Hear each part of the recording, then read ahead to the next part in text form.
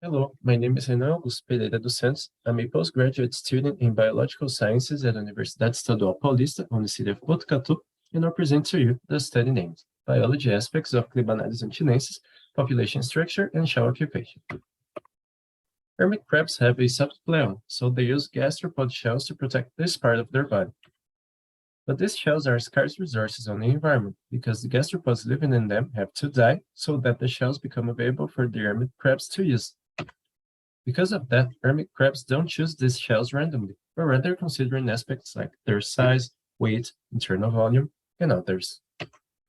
Another reason why they do that is because hermit crabs inhabit intertidal and sublittoral zones, submitted to daily variations of wave forces, temperature, hydrodynamics, and others. Because the hermit crabs need the gastropod shells to live, the artificial culture of these animals becomes troubling, making them frequently being taken from the nature to be sold as aquarium cleaners because they feed on the algae that proliferates in these aquariums. So the objectives of this study were to describe the population structure of Clibanarius antillensis in the south of the Brazilian coast, on the state of Santa Catarina, where the species meets its south limit of distribution, and to access its occupation of shells on the environment. The samples were taken at Lagoinha Beach on the state of Santa Catarina, Brazil, through free diving.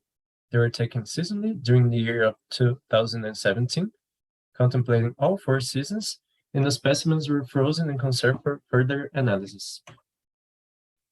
The animals were taken from their shells using tweezers, and with the help of a stereo microscope and specific taxonomic keys, the specimens and their shells were identified.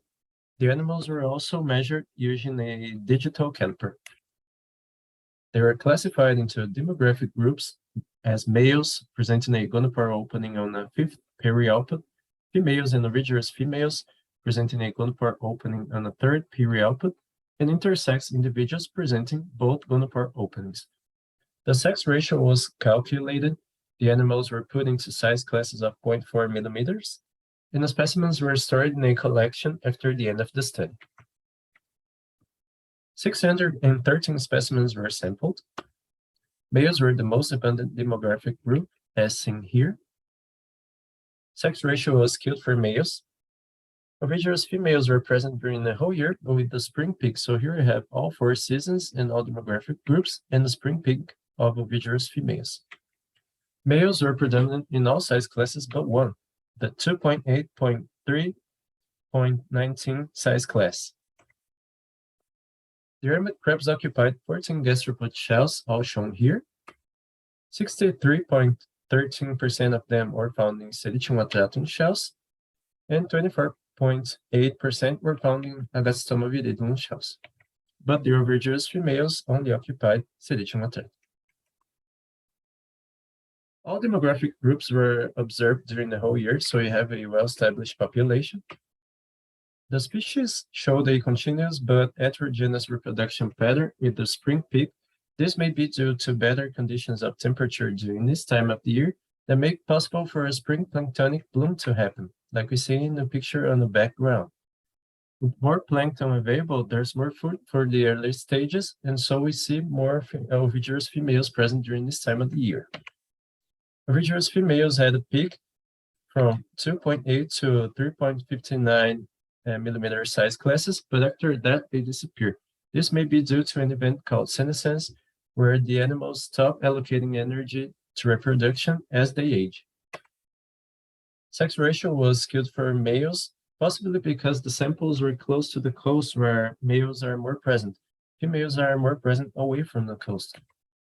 We can see a plasticity, but also a preference regarding shell choices. Concluding, Clibanarius antillensis occupies mainly 2 gastropod shells, Silicium atratum and Agastoma viridulum. These are 2 of the most abundant shells on the environment on many occasions. And we have important results for the decrease of the exploitation of hermit crabs because we now can see a way of artificially culturing the species using 2 of their most preferred shells, and therefore not taking them from the environment to be sold as aquarium cleaners. Here are some references I used for this study, and I'd like to thank everyone that's listening to this work.